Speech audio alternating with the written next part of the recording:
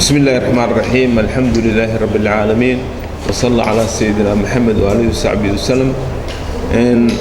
waxaan rabaa ummadda Soomaaliyeed inaan ugu bishaareeyo maanta ciidamada qalabka sidan waxay gaareen horumar ama guul la taaban karo.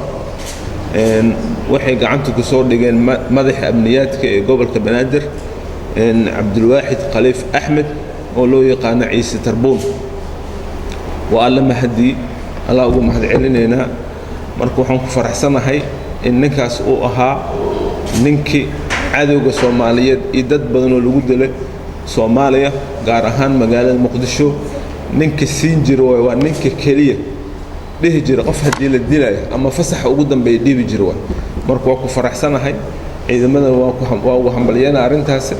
waxaan rabaa sidoo kale in hoosta ka xariiqdaan dadka magaalada Muqdisho ku nool in howlgaladan ay bilowdeen muddo bil ka hor guulo badan la taaban kan aan gaarnay. marka waxaan rabnaa maalmahan howlgalada aan ku jirno dartooda in magaalada jidad badan la xiray.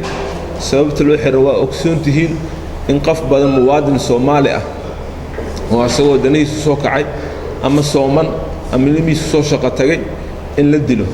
marka dadku waxay sameeyeen laamiyada caadiga sooma maraan waxay ku dhuumaaleystaan jidcadayaasha laamiga ku soo dhaco.